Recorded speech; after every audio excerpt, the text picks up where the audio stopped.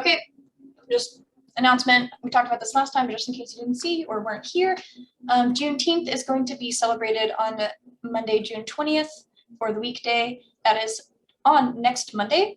And so instead, we're going to have an optional work day. Yeah, please keep stuff like that to the DMs. Random stuff is kind of distracting for people in class. But anyway, for Juneteenth, we're going to have an optional work day. Like I said, you don't have to join if you don't want to, but if you want to just come, work on assignments, ask questions, hang out, totally good. We're just going to have it during normal class time, and the Zoom link will be the same. On Monday, July 4th, there will be no class. So just real quick. And I also had this on the last slide, but in case you want to have extra practice or work alongside the class with maybe some extra mini assignments, highly can't recommend this course enough. It is so good. I really like it. So they have this one, which is a beginner Python, and then they have another one, which is an intermediate Python. So if you want extra stuff to do or you want to practice more. All right, so let's go ahead and introduce GitHub. Some of you may know what it is. Some of you may just know the name. It is basically just what's called a version control. This is basically just allowing you to save versions of your documents, kind of like a checkpoint, if you like video games, like a checkpoint, that you can go back to if you make a mistake or you end up not liking what you did. So this is kind of like saving different versions of your documents. So I don't know if any of you have ever written assignments in Microsoft Word and had like, okay, final report, final report, final report 2. We've got a lot of different documents. Maybe you replaced just like a Word or something, but you wanted to keep saving other copies. That is kind of what this is like, except you can save it all in one version or multiple versions, and then you can just revert back to that if you want to. So GitHub is just a place for you to keep documents. Usually code is what people use it for, and you can save versions of your code, and that doesn't get all messy. And then if you end up adding some sort of function to your code that you say, oh, I don't want that anymore, you can just go back. Kind of like time traveling, you just go back to a point in time where you didn't have that code there, and it's like magic. So there's a couple different terms that people get confused with. Git is the version control software. It is what GitHub runs on, but Git is the actual version control software. GitHub is the website that uses Git. And you don't have to use Git on GitHub, but it is the most popularly used on GitHub. So basically GitHub provides a GUI. Okay. And you can work on this code from anywhere because it's hosted on the GitHub website. You can work from multiple computers. That's another reason that a lot of people like it. And then, of course, you can also collaborate with other people. So since anyone can look at your code on GitHub, and Git will also keep track of who changed what. So if you're working with a partner and your partner makes a mistake and you're like, oh man, why'd you make that mistake? It's really easy. You can just undo that super easy because of this version control software. So it's really nice for that. And then, of course, you can also share your code. Most code on GitHub is public. You can make it private if you want to, but a lot of people just keep it public, and then you can share your code, let other people see. GitHub is really good to use if you're looking for jobs, or you just want to have a portfolio of your code that you've done. So some of the projects that we're going to be doing in this class, you can put on your GitHub. You can have different, they're called repositories, or each of your different projects. You can have different repositories for each project that you've done. And then if you're doing an interview, or you're looking at a job, or you're just reaching out to someone about a job, you can send them your GitHub profile, and they'll be able to look and see what kind of code you've done. So especially if you like to do extra projects by yourself, GitHub is a really great tool. So in this class, we're just going to be using the graphic user interface, the GUI on github.com. We're not going to be using the command line, which I'll explain later. And we're just going to be focusing on uploading code to GitHub using Replit's GitHub tool, which is in what's called a beta phase. That means that they're testing it and it's not officially finished. So I'm just hoping that it works. So please do not get mad at me if it doesn't work. It's not my fault, it's Replit's fault. And we're just going to hope that that works and that we can use it for our class and it benefits everyone. So we're going to go ahead for a tutorial on GitHub. I'm going to exit screen share. I'm going to exit the slides here and pull up my GitHub. So you go ahead, click on this link, or just go to github.com and log in, and we're going to have a tutorial. Before we get started, are there any questions? All right, I don't see any. As always, you can type them in the in-class questions channel on Discord or in the chat. Oh, yes, Scott.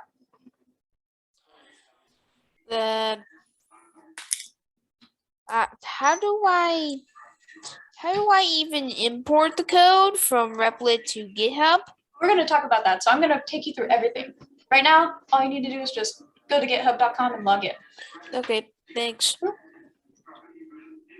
So I have a tutorial up here on in these slides. So I'm not going to actually go through all these slides. I just want you to follow along. This is for your reference, basically. So I have screenshots here of everything that I'm going to do.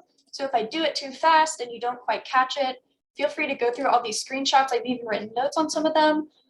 So don't worry if you don't get every little thing. I'm just going to take you through it, and then you can look at these screenshots if you forget afterwards. So also, I just want to say my GitHub is in dark mode, so the background is black. Your background will probably be white or gray if you have not asked it to be in dark mode. So just letting you know, okay. Hopefully you had enough time to go ahead and log into GitHub. Like I said, we have the screenshots up there if you're not quite able to catch up just yet. So here, this is what it looks like for me. Hopefully you can see this GitHub. If you can't, please someone yell at me. Well, don't yell at me, that would be scary. So if you can see this, you can see my homepage. It will definitely look different for you. These are just people that I'm connected with on GitHub. Oh, it's small. Okay, let me zoom in. Is that better? This is a zoomed in version. Text is quite small. Okay, hopefully that's better. Okay, better, good. Thank you for letting me know. I always forget what it looks like when I'm screen sharing, if it's too small or not. So this is what it looks like for me when I am on my homepage of Git. I basically just logged into GitHub. And then whenever you want to create a new repository, like I said, repository is like one of your projects. It is basically just going to be like as if you have a directory or a folder on your computer. This is going to be like a folder that you have on GitHub where you can store stuff. So I have a lot. You can see these are just some of them. And if we want to create a new one, we're going to hit this new button. And I see a question come in. That's a really good question. It says, instead of a portfolio, can we use a GitHub repository when applying for jobs? Yeah, I would highly recommend that. A lot of people will put their GitHub handle, like their username, on resumes. And then the employer can actually go to your GitHub profile and see all the projects that you've worked on. So I would recommend one repository per project, like keep related things together. So if you have like a Python program that does something specific, I would keep that in one repository. And then if you have some other languages or you have a Python function that does something else, I would put that in a different one. So just make sure to organize it and fill out some really good documentation, which we'll talk about. I'll talk about all of this. But yes, short answer, definitely use your GitHub if you're applying for jobs and you have some projects on there. So we're here at this create a new repository page. It is going to offer you a lot of options, but don't get overwhelmed. It's going to ask you, it's going to default put you as the owner, which is good because you want to be able to edit.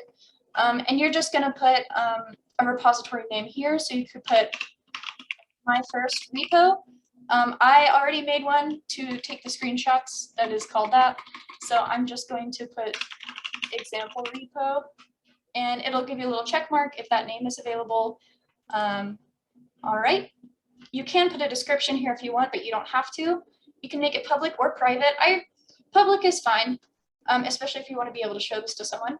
And then make sure you click this check here that says add a README file. We will talk about what a README file is, but for now, just click the check mark on this. You can ignore the next two, and then just click this green button, create repository. So just a quick overview, put in your name for the repo, make sure public is checked, click add a README, and then hit create. So it's going to take a little bit to create it. And now we're here on this page. So this is what is your repo page. So repo, repository, if I didn't already say that, those are the same things. So this is basically what your file structure looks like. So all of your files will be up here, and they will have the file name on the left, and then in the middle here, it looks kind of weird and takes a bit to get used to, but this is the commit message, which just means when you save it, you make a message for what your save was for, and we'll talk about that. But those messages will go here. And then this is called a README. The .md stands for .markdown, which is just a fancy kind of text that you can use different like symbols to make headers and stuff and change the fonts. So it's really nice. We're not going to be learning Markdown, but you can Google it. It's pretty easy to pick up. So right now this README just tells, the purpose of a README is to tell people about your code.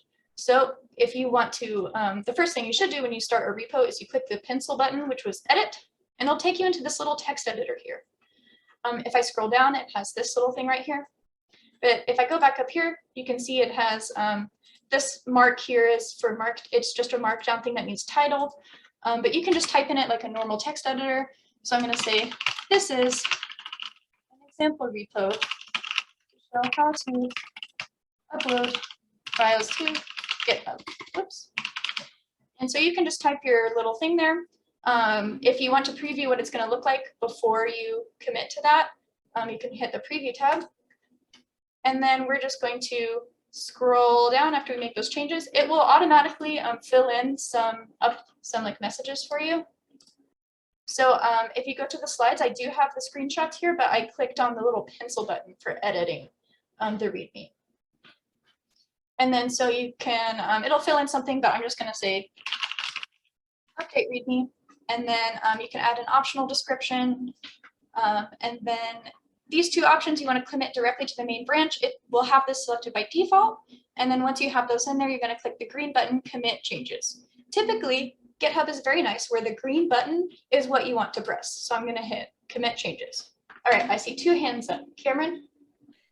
Yeah, so my GitHub in that code section, it says quick setup if you don't this kind of, it has like, it doesn't have the lines like your, like the actual code lines. Mine looks different in the code section. So I'm guessing when you set up your repo, you didn't click create README.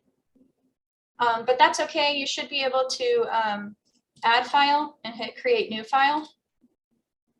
And then you can call it readme.md and then edit it here. Is that what happened?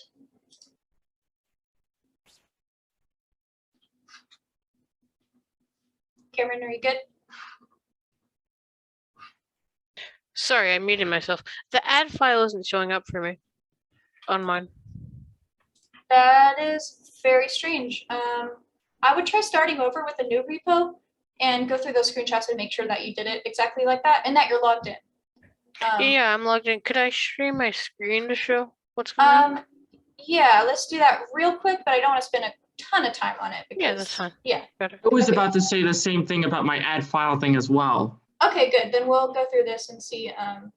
You see here, this is where. Okay, what happens when you I go here. This is the repertoires of the thing. Okay. And then this is what I have here instead. Yeah. Here, just go back to your profile or to the home thing. Yeah, just click the green new button. Yeah, start. Yeah, that one. And then repository name. I'm just gonna make sure that it's working. Okay. Yeah, public. Okay, don't click. Nope. Click add or README. And now click create. Yep. Okay, that works. Thank you. Yeah, no, good. So it looks like a couple people had that problem. So yeah, make sure that you click the add README. I do have that circled on this. So if you guys, oh wait, nope, I'm not sharing right now. Okay. Sharing my screen. Hopefully you can see my slides. See on these screenshots, I've circled exactly what you need to press, what you need to do. Okay, so any other questions? Scott? I can't seem to import the replit. Do I have to like download the code? We haven't done replit yet. So we're just doing what I'm doing right now. Oh, so wait, so how am I supposed to go about creating this again? So you go to github.com. Create a new repository. And I have all of the, if you missed the steps that we just did, I have them all of the screenshots for what I did with what you click on the slides here.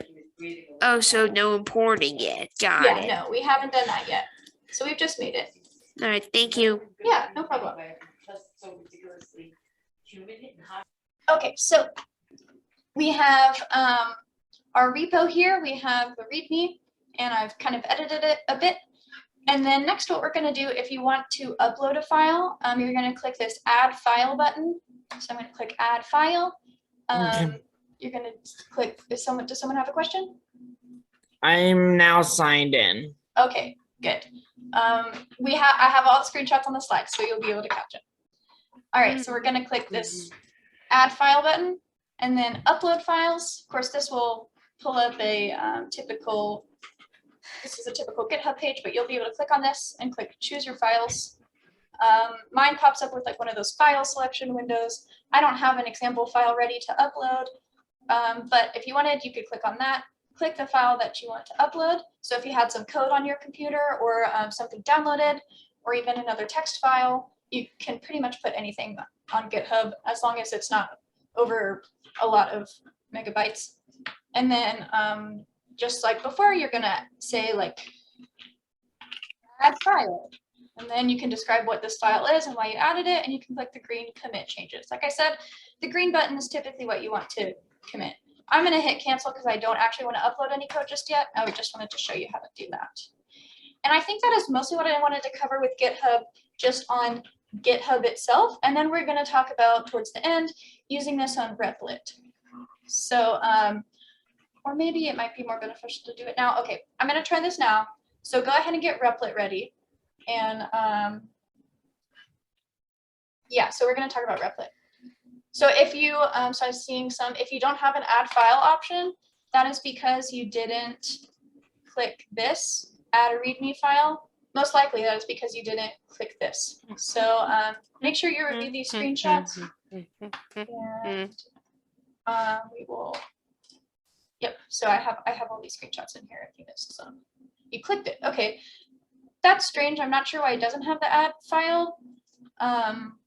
You may just want to go back and just make sure. Do you want to share your screen, or do you want to just? That's really strange. I'm not sure why, but I will. How about I contact you after class and we can work that out? Yeah. All right. So we've gone through all of these. Upload a file if you want. Okay, now we're going to try this with Replit. I haven't done this before in a group, so I have Replit open right here. You're going to go to this repo that you created. You're going to click this green code button, and then it should automatically pop up with this thing that says HTTPS. It has what looks like a website.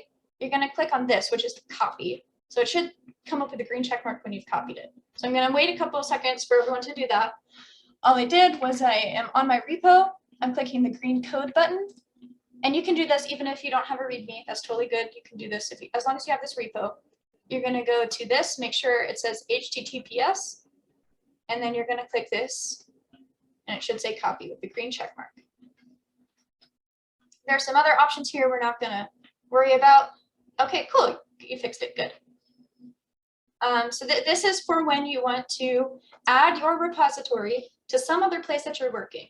So usually you'll use this to clone. It's called cloning. It's basically copying your repository to either your computer or the computer you're using. In this case, we're using Replit, so that has its own thing. So we are basically copying this link to our repository so that we can access the code and the project from another place. So in this case, it's Replit. All right, I don't see any hands. So I have copied that URL. I'm going to hit create on Replit. I'm on Replit now. Hit the blue create button. And hopefully you also have this button that says import from GitHub. If you don't, then I will try to find out a different way to do this. But can someone just confirm that they can see this import from GitHub button? Yes. Yay. Okay, that is good. So I'm going to click import from GitHub. And now it's going to say, what is the GitHub URL? So I'm going to go here and I'm going to paste it in. So I've pasted that in. There's some options here. It will be public, but your GitHub is typically public anyway, so that's okay. But don't put anything like passwords or anything on here. So then I'm going to click blue, import from GitHub. It's going to set this up a bit. It's going to spit out a lot of text that GitHub likes to say. And so here we go. So here is not the right repo. Maybe I had a different one copied. I must have accidentally not copied in the right one, but this is a repo that's connected to GitHub. You can see it has the README here. If you click on it, it'll pull up the README tab.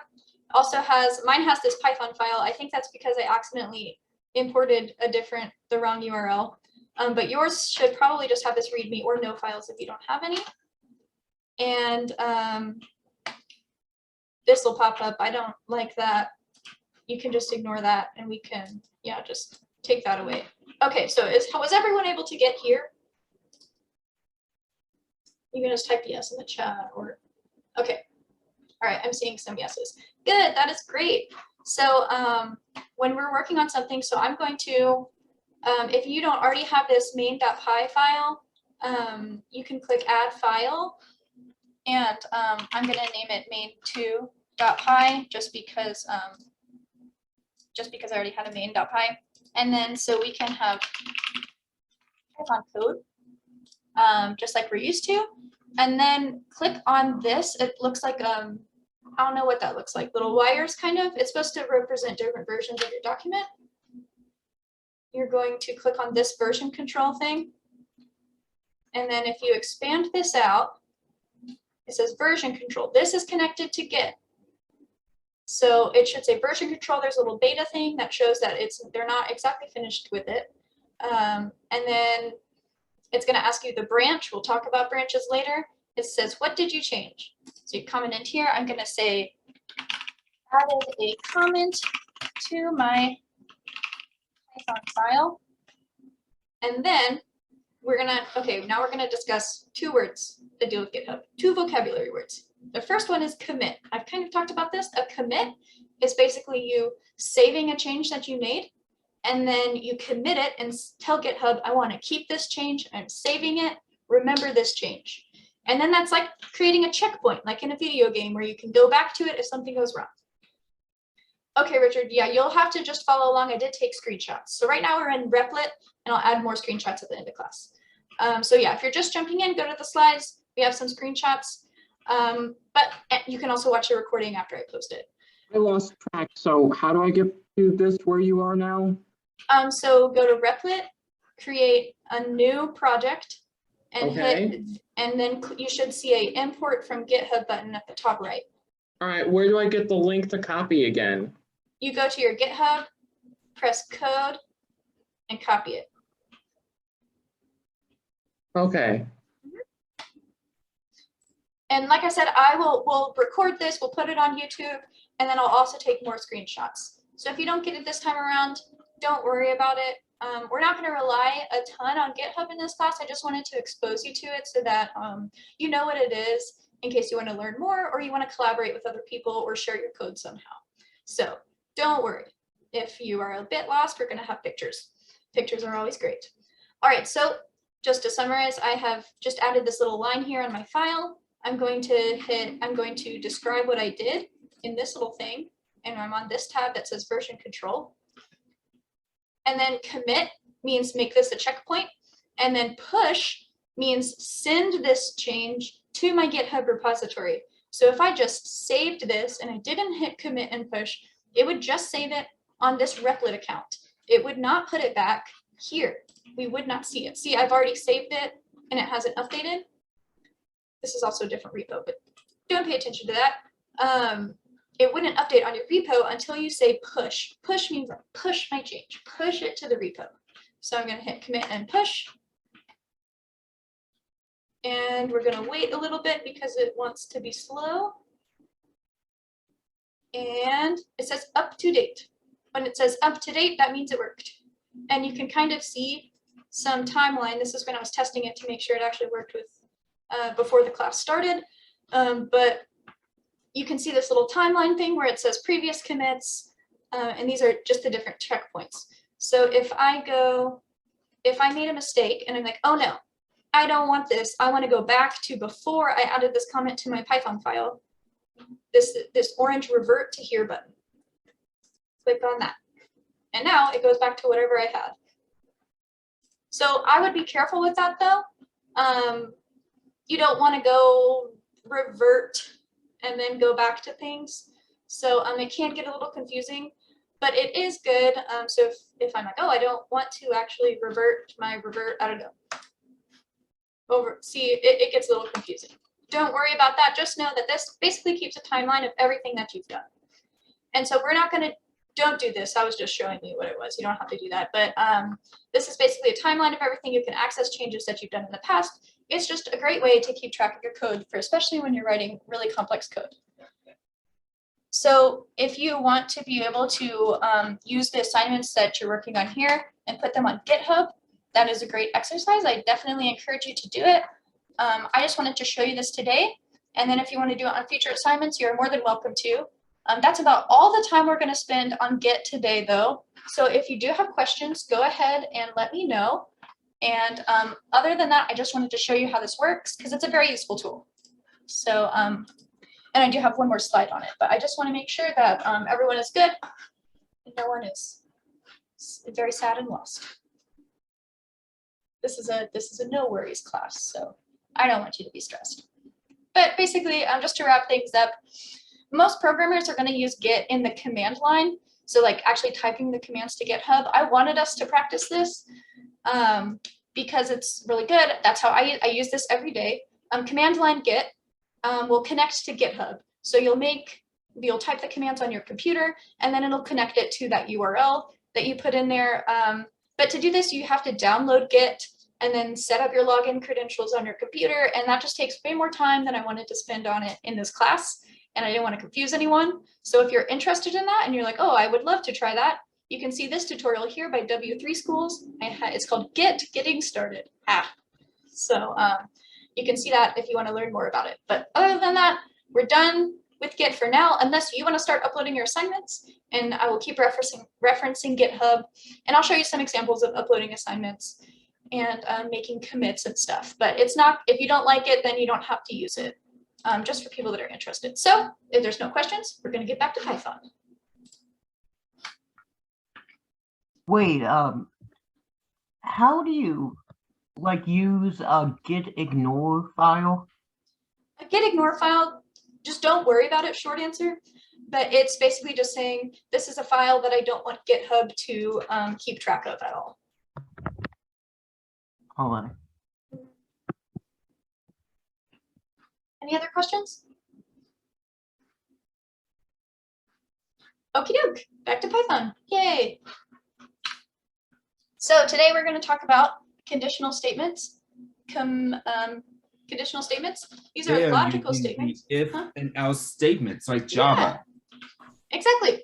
Yeah, a lot of programming languages have these. They're called conditional statements. And to have a condition, first we need to compare things.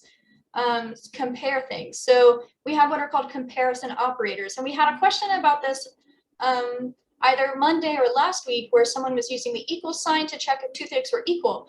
And so we're going to talk about why that didn't work. So basically, these operators allow you to compare variables. They will return true. They return a value. So they'll return true if that comparison is true, or it'll return false if it's false. So if you try to say 3 is greater than 1, 3 is less than 1, that will return false. If you say 3 is greater than 1, that is true. So it returns true. And you can only compare things that are alike, basically. So like ints and floats, you can compare, like, is 3 greater than 2.5? The answer would be true. But you can't compare, like, is 3 greater than a? That makes no sense. Or maybe Python will do that, but it won't be what you want it to be. It'll be an error or it'll be some weird message. But you can also compare strings with these, which we'll talk about later. But for now, let's just look at numbers because we're all familiar with these probably from school. Yeah, you can, yeah, so I meant like int floats, like interchangeably. So like you can compare 2 ints, you can compare 2 floats, you can compare all kind of numbers together. So yeah, I hope that answered your question. But so basically I've got this chart here.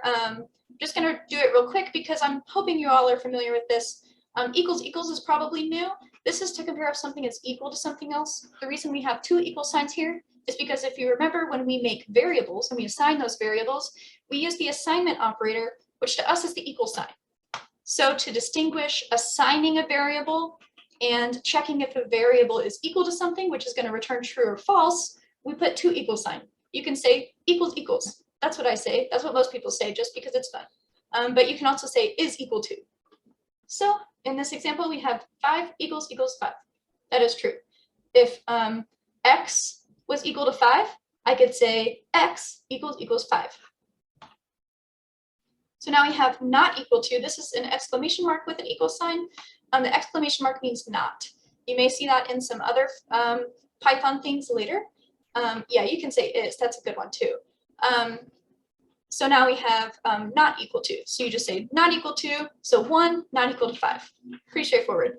Next we have less than, greater than, which I'm sure you've all seen before. And then we have less than and equal to, less than or equal to, and greater than or equal to, which is just the less than or greater than sign followed by an equal to.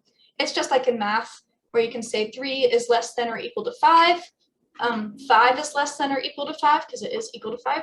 And then same with greater than. So 8 is greater than or equal to 4. And so these are just some quick examples. If there's any questions on these, let me know. But otherwise, you could just refer to this chart if you forget what these are supposed to be.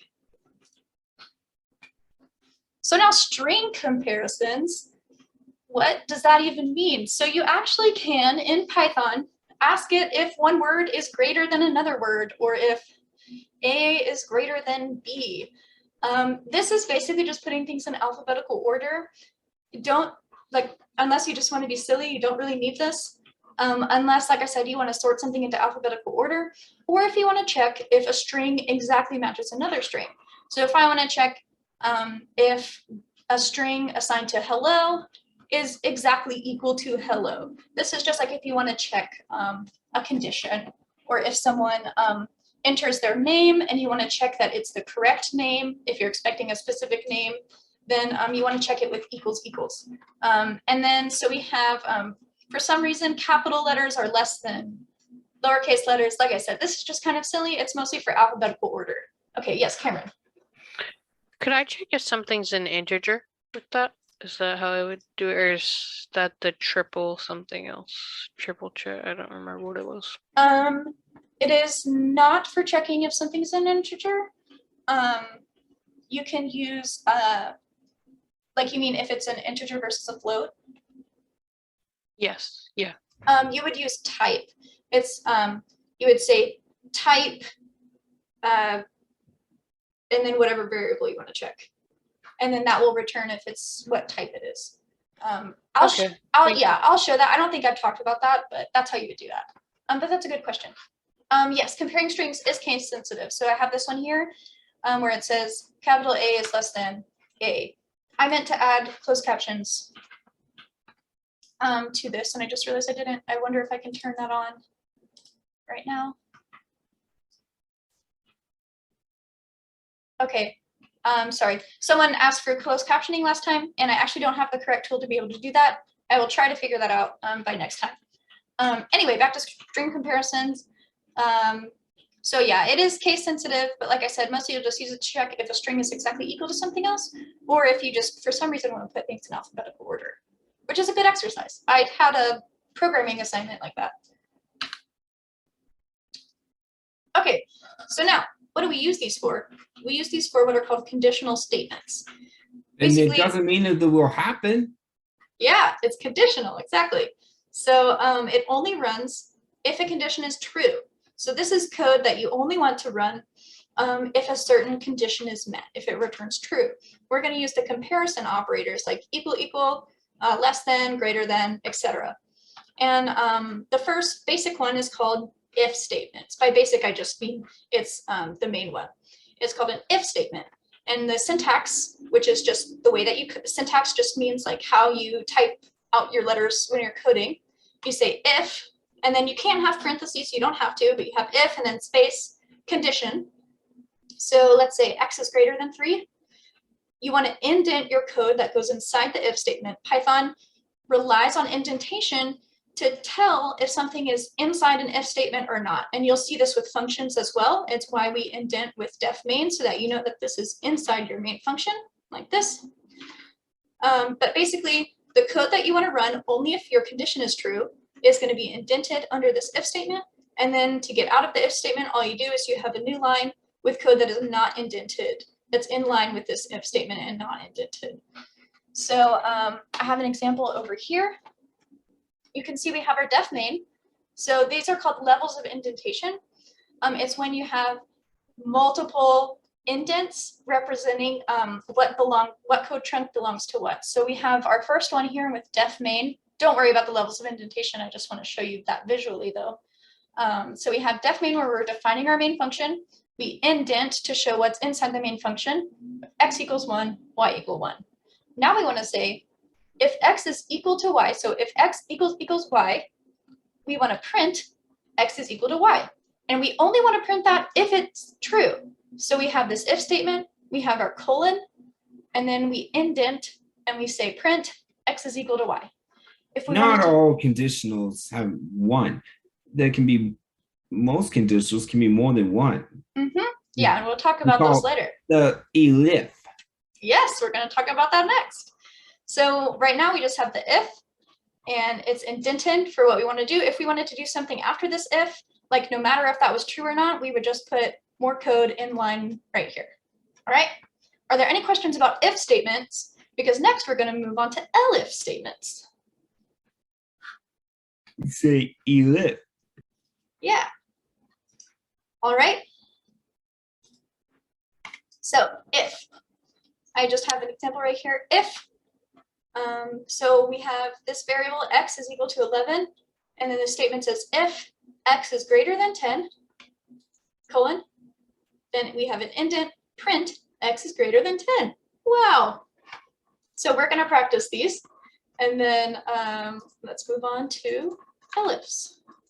So we had our if statement before, and then what if we wanted to check another condition, like if I keep saying if. So we have if x equals y. What if I wanted to check if x is greater than y? I could put another if statement right here, but then it would just not be as efficient because it would already check if x equals y. And then if that's false, and I had another if statement, or if that's true, and it would print this. If I had another if statement that said if x is less than y, it would still try to evaluate that. And it would just kind of be inefficient. I'll show you in an example what I mean by that. But basically just the rule is you have an if statement, and if you want to check another condition besides that one, you do elif. This stands for else if. So you say if this, do this, else if this, do this other thing. So Python decided to be lazy and just make that one word. So it's elif, and it checks for another condition after the if statement. This will only evaluate if the condition for the if statement is false. If the if statement runs because its condition is true, it will not check the elif. It'll just skip it and go to the next line. No, so the equals needs to always be, it always needs to be equals because you want to check if two things are equivalent. You're not assigning something. So that's the difference between saying I'm declaring a variable and assigning it x equals 11, or comparing a variable and saying, does x have the same value as y? And the reason, kind of an aside, it's because of the way that computers store memory. So x is actually in a different memory location than y. So it doesn't actually equal y. If that didn't make sense to you, just ignore me. And now you can start paying attention. Okay, yeah, you're totally good. It's always good to check.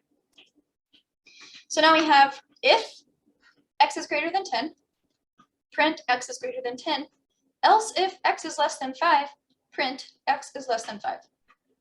So x is equal to 11 in this example here. Oops. So it says if x is greater than 10, which is true.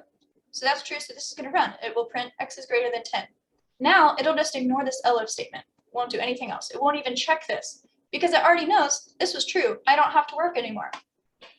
So I'm going to show you an example of that. Oops, let me,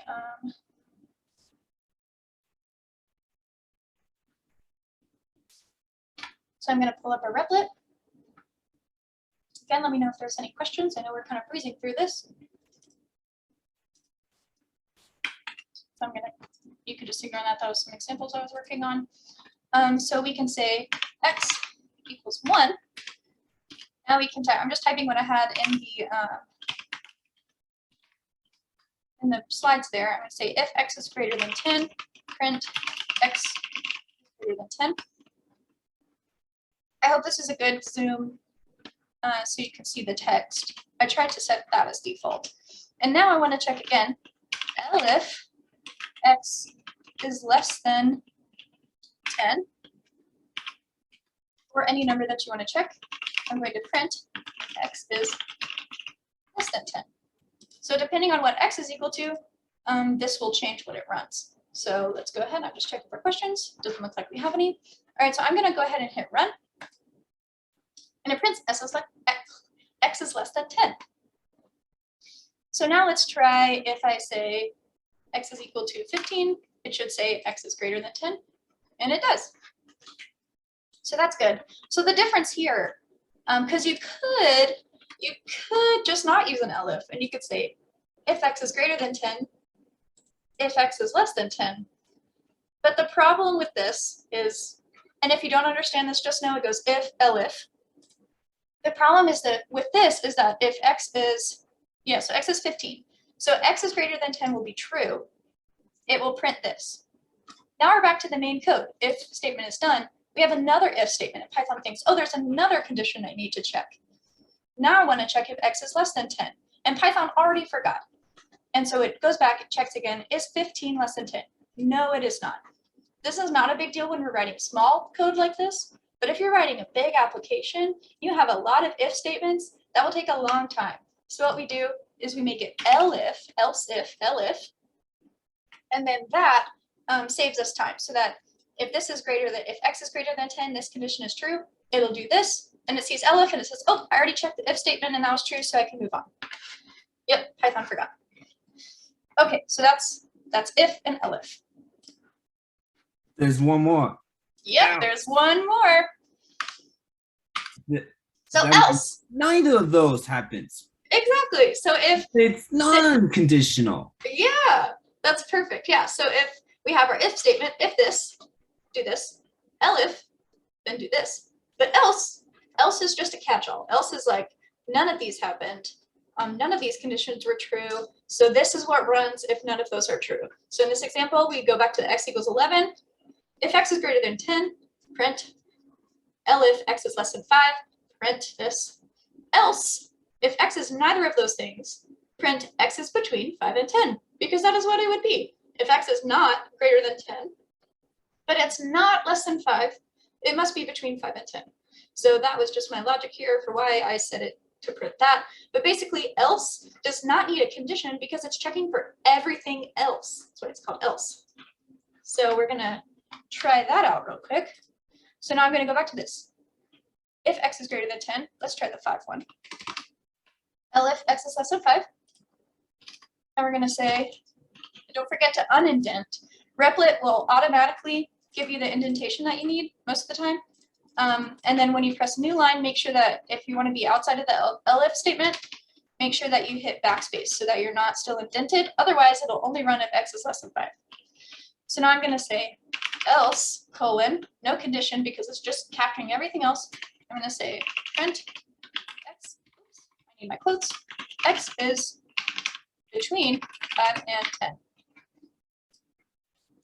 All right, so let's run this. So it's still 15, so it says, yep, x is greater than 10. Let's change it to 3, just to test. X is less than 10. Now let's change this to 7.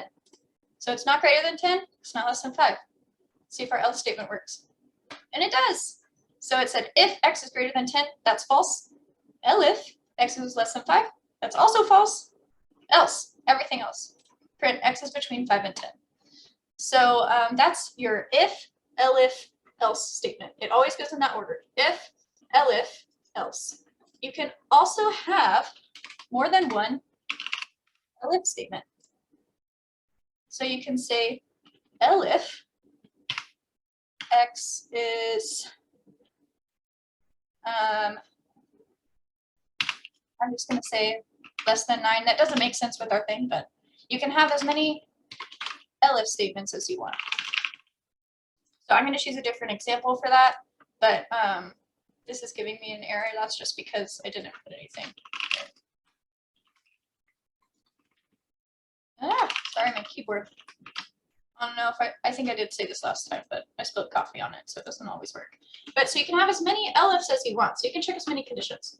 But that is the basic thing. If, elif, you want to add more elifs, if it makes sense in the context, it doesn't really make sense here. Because x will either be greater than 10, less than 5, or in between those two. So now what will happen if x is equal to 5? Anyone want to guess what will happen if x is equal to 5? Let's test your logic skills. So if x is equal to 5, which one of these will it print? Less than 10.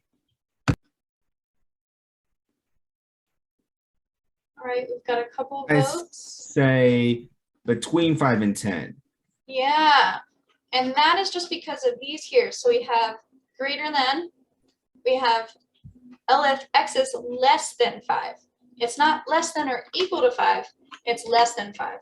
So if x is 5, it'll say x is between 5 and 10. So that's our if, elif, else statements. And it looks like we have about 10 minutes left in class, which I think is perfect because we just have a couple other things to cover. So the next thing that I want to talk about was that you can actually combine the operations that we learned, so addition, subtraction, multiplication, and these if statements to make a little bit more complex programs, some programs that do some more things. So you can operate on variables, and then you can execute code depending on the result. So obviously in these examples, we typically know what the answer is going to be because we're writing really simple ones like 7 plus 1 equals 8. But in more complex code is when this really gets important. But right now we're just learning it and we're using simple examples so that we get the concept. So let's try this.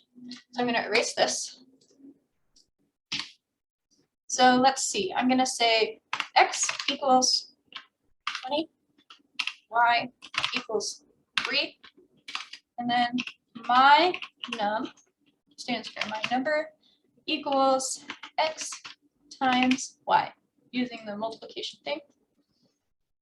All right, now I'm going to say if my num is greater than 100 and big number. And now I'm not going to actually use an elif statement.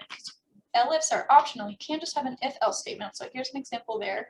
Else, that's a small number. And now to show you that the code below this runs no matter these statements, I'm going to say print.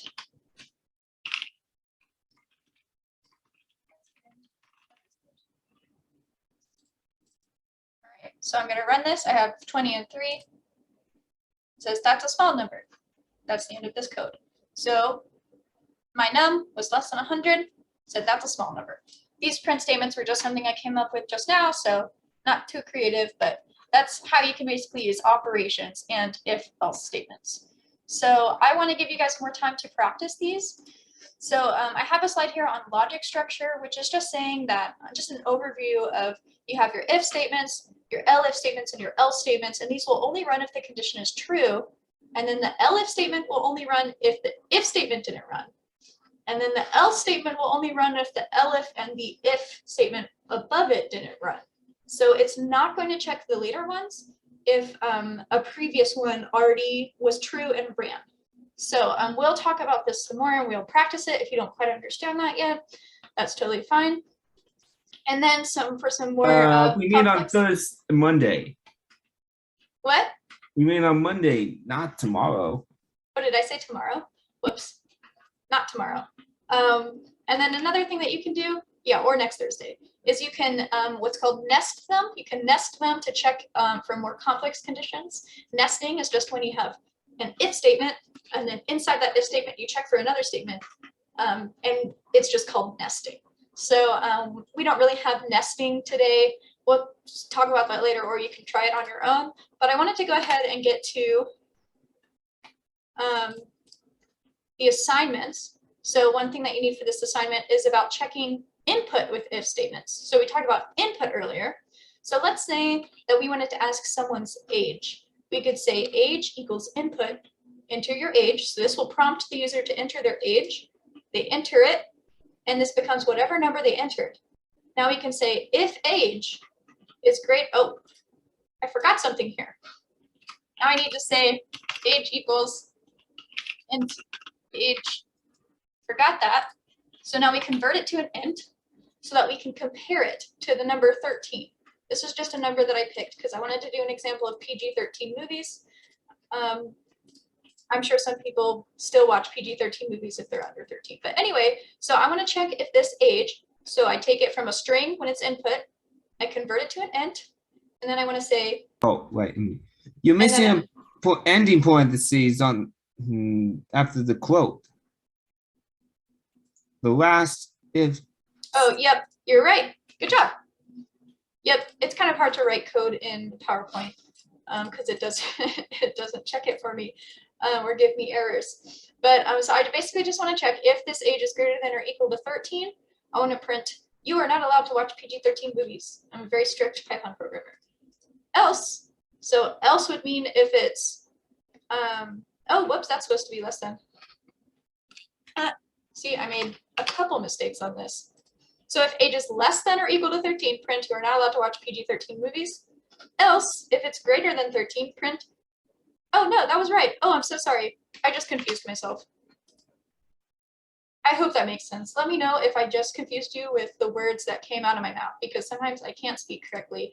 But basically, I want to check if this person is greater than 13 or less than 13. If this person is older than 13, print you are allowed to watch PG-13 movies. Otherwise, print you are not allowed to watch PG-13 movies. So that's just a basic example there.